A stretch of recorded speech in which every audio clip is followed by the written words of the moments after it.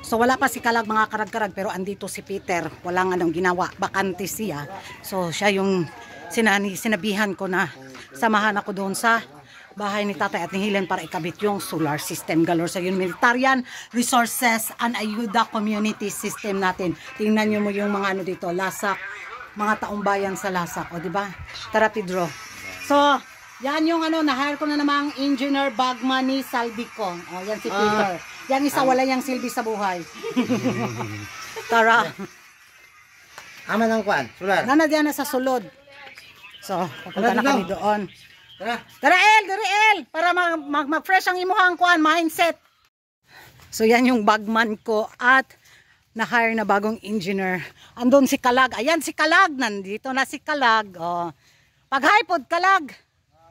Oh, yan si Kalag mga karag-karag. Bakura ni Tatay, oh, sobrang linis. Oh, ayan si Tatay nagsanbating. Ay, Tay, may buntag. Ay, ilom Tay. Dungagan ka na mag-solar. Diare, para hayag ka. Hayag. Aram mo.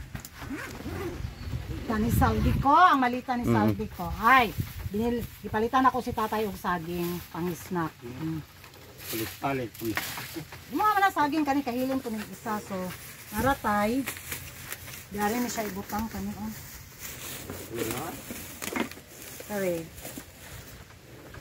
So, kani siya ter diare. Ay, kani, oh, lagi kani diare ni ter kay kuan daw niya. Kana gitarit ko ninyo. Itong isa kay Inday Helen. So, chinilas tay? Magtulog kog chinilas. Na kay chinilas? Amay mong chinilas di ay. Unsa may size ani mong tiil? Chinilas. Noibi siguro ka. Amurag noibi ka tay. Sira palitan na tag chinilas. Sabilan din natin siya ng chinilas mga karag-karag. So yan ang mga karag-karag. Nakabit na yung pangalawang ilaw ni Tatay. So dito sa labas. So andun din yung isa sa loob. Yung ilaw niya. So yan, maliwanag na siya. Finally. Ayun, thank you talaga sa inyo. So i-check ko to mamaya mga karag-karag sa gabi. Helen! Adire, sulod ta. So wala na naman si Inday Helen. So susurpresahin ulit natin siya. Baka nagpainom yun ng daw baka. Sen! Alisa dire! Dali! So ayun dyan si Madam Helen. Dali na, may dagdag ilaw ka na naman. Mula sa mga ano, karag-karag na mga chismoso at mga chismosa. Matuluan mo na din. So yan na siya. Tan mo nang maigi. Charot, Tagalog kayo ka ha. Oh. Yan yung bagong malita ni Saldi ko. Diyan yung ano, pag-gift sa'yo na mga karag-karag. Ito, naka-open na to. Oh. Kunin mo yan. Sa'yo lahat yan. Ganun. Yan. Saka ito. Ito. Yan. Oh. So, grabe ang mga engineer ni Saldi ko. Oh. Busy sila sa Community Humanitarian Service Ayuda Corporation. So akyat tayo dito sa bahay ni Inday Helen.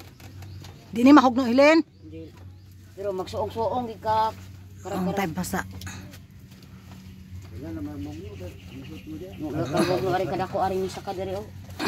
So dito lang ako. Helen, pati siga daw Helen. Hello. Ano mamatay siya? Yan, di na madilim yung kwarto ni Helen. May ilaw na rin siya finally. Mga karag-karag, tapos na yung mission natin sa pagpapailaw sa tahanan ni Tatay Silino at ni Inday Helen. So mamayang gabi balikan ko, i-check ko kung gaano kalakas yung pailaw nila. So excited ako makita mga karag-karag na merong pailaw doon sa loob ng bahay ni Inday Helen at dito din sa labas ng bahay ni Tatay at sa loob ng bahay ni Tatay, di ba? Sa Chismis with Coast natin, maraming salamat sa inyong suporta at yun. Next is yung pang-Noche-Buena nila. So, hati-hatiin ko yung ano, na ibigay ninyo na mga donasyon sa kanilang tatlo, ni Lola Hilda, ni Tatay Silino, at saka ni Inday Helen. So, yan. Iuwi ko na itong malita ni Saldi ko. Maraming salamat mga karag-karag. At yan po yung GCash number ko. So gusto magpaabot ng piso-pisong dagdag pang natsubena nilang tatlo. So tinawag ako ni tatay. Baka may bigas ba daw ako. So sabi ko bibilan ko siya ng bigas mga karag-karag. So hindi naman buong half sack yung ibibigay ko sa kanya. Paunti-unti lang para hindi mawala sa bahay niya ba. So sobrang busy ngayon ang kapaligiran dito sa Lasak City mga karag-karag kasi ang daming nag-ani ng palay. Ayun tingnan nyo doon. Di ba? Ikot tayo dito. Charot. So eto na nga mga karag-karag ang mga latest kaganapan ngayon na pinag-usapan, pinagchichikahan at pinagchichismisan ng mga active na mga chismoso at mga chismosa sa social media. Tinanong ako nakachismisan ko mga karag-karag kung ano yung magiging reaction ko sa All-Star bitaw ng Miss Grand International 2025. So naghihintay ako at nag-check ako ng mga kaganapan bitaw mula kay Angkol. At yun, bullseye sa budlat na akong mata mga karag-karag ang mga latest na mga pa-interview galore ni Angkol na kung saan, nako, eto na naman humirit na naman ang mga taga 5-6 Community Area of Responsibility na pasalihin daw nila si Richelle Gupta. At isabak daw ulit ng pins si CJ. Magkaalaman daw mga karag-karag. Grabe jud no. Pinupush talaga nila na muling magbabalik si Maring Richelle Gupta natin daw. Daha ambot lang jud. So base kasi sa interview na napanood ko, tinanong si Angkol. Watch this. แอนโทเนียได้ครับยินดีฮะไม่เห็นแปลกเลยฮะแอนโทเนียก็ชนะซุปเปอร์มาแล้วก็มาได้ไม่มีปัญหาได้หมดครับเอาไปฮะไปอ่ะนาโนเอาได้ครับนาโนก็มาได้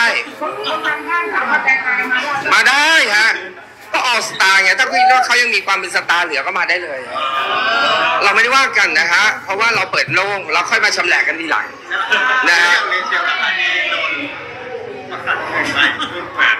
ถ้าอยากมาก็มาสิฮะคือผมมาเปิดให้มาหมดแหละเพียงแค่ว่าเขาจะมาหรือเปล่าว่าเธออยากมาก็มานะครับเราทำเพื่อความสนุกแล้วก็ทำเพื่อเป็นชาเลนจ์ให้กับทุกๆคนว่าเขายังมีไฟเหลือหรือเปล่าอย่าลืมนะครับผู้ชนะครั้งแรกยังไม่หมดหน้าที่นอกจากดำรงตำแหน่งแล้วยังต้องมาขึ้นประกวดครั้งที่2โดยที่การันตีว่าเข้ารอบ25คนแล้วก็เซตเป็น0เพื่อให้กรรมการเลือกเพื่อจะผลักเข้า10เข้า5ถ้าเขาไปตุ๊บตอนไหนก็เรื่องของเขาก็ถือว่าจบซีซั่นเขานะฮะเขาก็มงกุฎให้คนต่อไปแต่ถ้าเกิดเขามงซ้ำเขาก็ได้มงต่อได้เงินเพิ่มถ้าครบ3รอบจะได้1ล้านเหรียญแล้วก็ถือว่าไม่ต้องมาอีกแล้ว So yun mga karag-karag at ang magiging reaction ko no.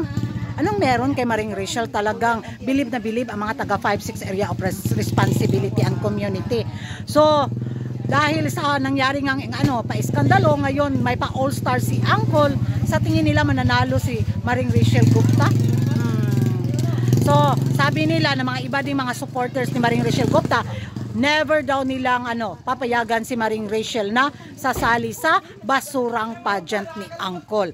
At yung hirit naman ng mga taga Milky Way sa pa-all-star ng Miss Grand International Organization, don't expect daw because Balot Country will win. O diba? Grabe sila. Grabe sila kung makapanglait sa Balot Country. Wee! Akala mo naman ang yaman-yaman ng bansa nila. Wee! Utot. So, yung gigil nila kasi daw, dami daw mga recycled na mga beauty queen sa pins na sasabak sa pa-all-star ni Angkol. So, ibibigay daw ni Angkol sa mga balot, sa Balot Country. So, sure win na daw ang Balot Country sa next year na papageant ni Angkol. Kasi daw, ang Balot Country lang daw, ang sumusuporta ngayon kay Angkol kasi bye-bye na daw sila at bye-bye din ang mga taga 5-6 community. Kaya, Balot Country will win the heart of Angkol daw. Uy! Eh di wow, magparty-party kami kung another crown na naman yung ibibigay ni Angkol sa pa-all-star. O di nga kayo.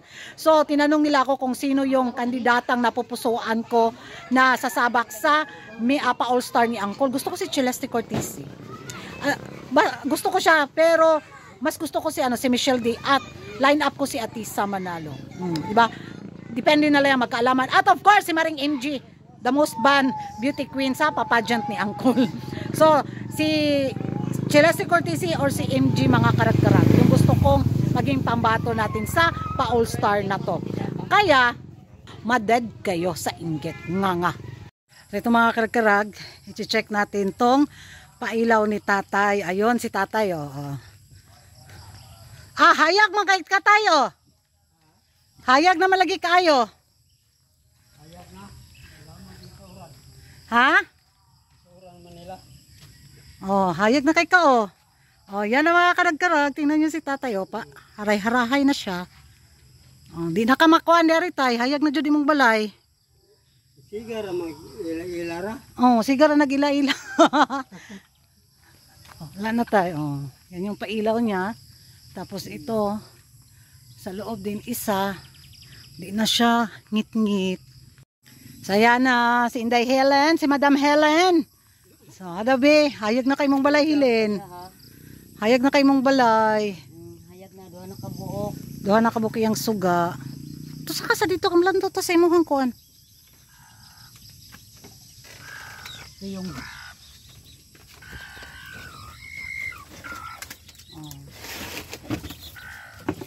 ayun na, hayag na si Inday Helen. Oh, Nako. okay na kay ka. Wala na ko.